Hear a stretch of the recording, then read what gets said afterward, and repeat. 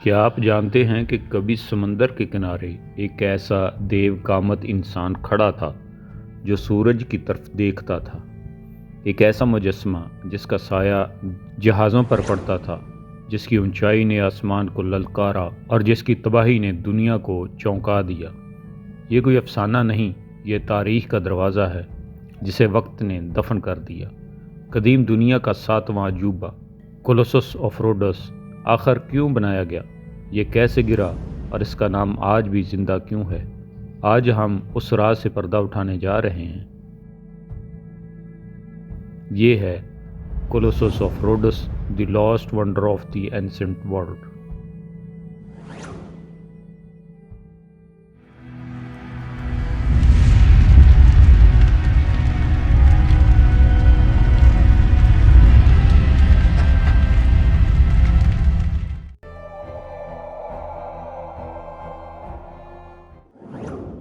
دنیا قدیم کے 7 عجائبات میں سے ایک جزیرہ روڈز کا دیو پیکر مجسمہ کولوسس تھا۔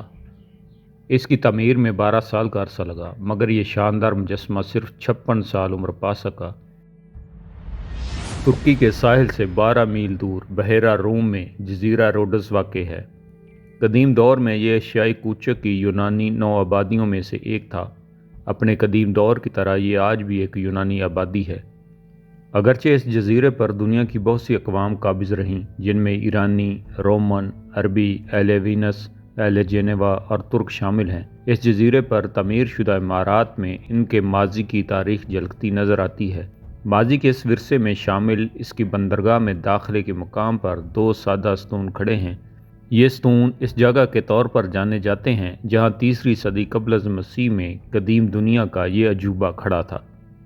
312 قبل مسیح میں اہل روڈس نے شاہ مصر بطلیموس اول کے اتحادی کے طور پر مقدونیہ کے بادشاہ اینٹیگونس اول کے خلاف جنگ میں حصہ لیا۔ اس جنگ میں شاہ مصر کو کامیابی حاصل ہوئی اور اہل مقدونیہ یہ جنگ ہار گئے۔ نتیجتاً اہل مقدونیہ اہل روڈس کے خلاف ہو گئے اور انہوں نے اپنی شکست کا بدلہ لینے کے لیے روڈس کا محاصرہ کر لیا۔ اہل جزیرہ نے کامیابی سے 1 سال تک اپنے شہر کا دفاع کیا۔ جب شاہ مصر کو اہل مقدونیہ کے اس اقدام کی خبر ملی تو وہ اہل روڈس کی مدد کو آ پہنچا۔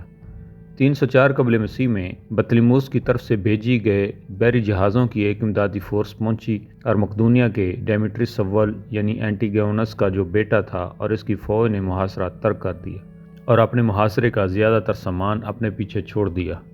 اپنی فتح کا جشن منانے کے لیے روڈیائی باشندوں نے پیچھے چھوڑا ہوا سامان 300 ٹیلنٹ میں بیچ دیا اور اس رقم کو اپنے سرپرست دیوتا ہیلیوس کا ایک عظیم مجسمہ بنانے کے لیے استعمال کرنے کا فیصلہ کیا۔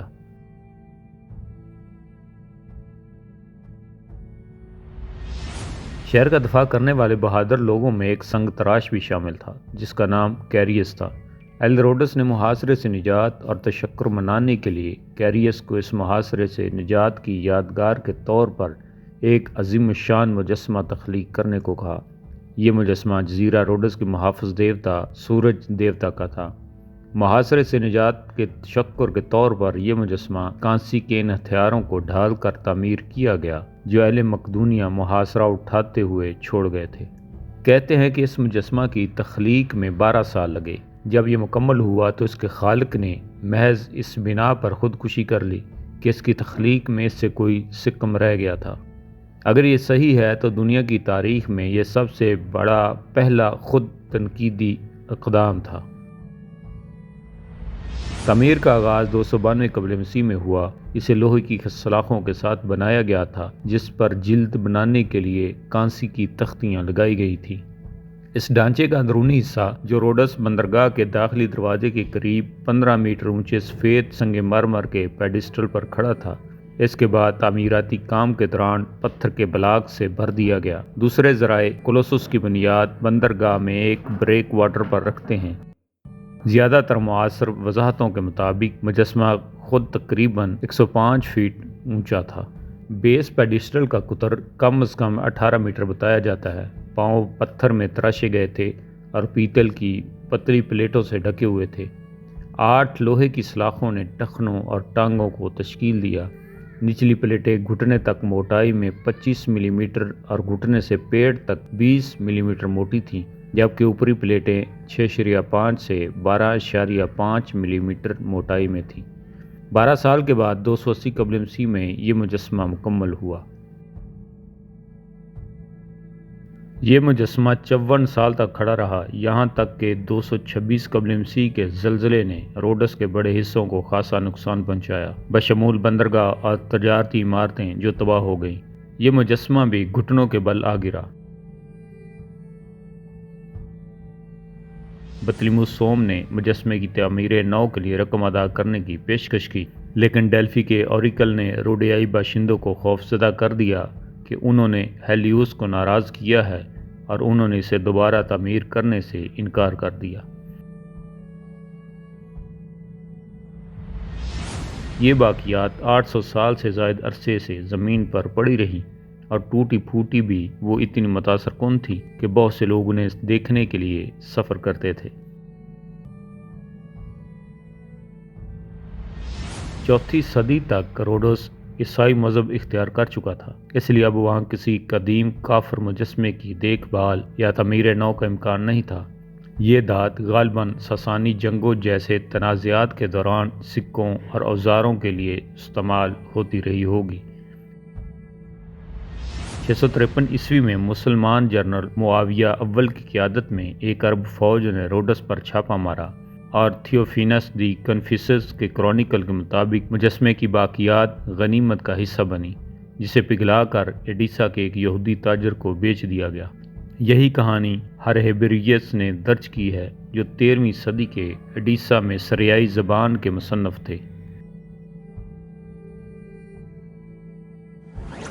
ماہر آثار قدیمہ ارسولا ویڈن نے دعویٰ کیا کہ کولوسس بندرگاہ کے علاقے میں بالکل بھی واقع نہیں تھا، بلکہ روڈس کے ایکروپولس کا حصہ تھا، جو ایک پہاڑی پر کھڑا تھا جہاں سے بندرگاہ کا علاقہ نظر آتا تھا۔ جدید کولوسس پروجیکٹس۔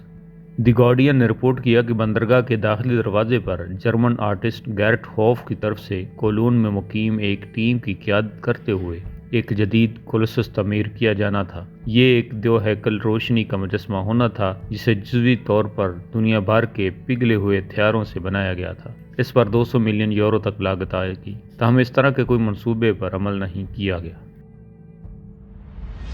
دسمبر 2015 میں یورپی معماروں کے ایک گروپ نے بندرگاہ کے داخلی دروازے پر ایک جدید کولوسس کی تعمیر کے منصوبوں کا اعلان کیا۔ نیا مجسمہ 490 فٹ بلند، جس پر ایک اندازے کے مطابق 283 ملین US ڈالرز لاگت آئے گی، جسے نجی عطیات اور کراؤڈ سورسنگ سے فنڈ کیا جانا ہے۔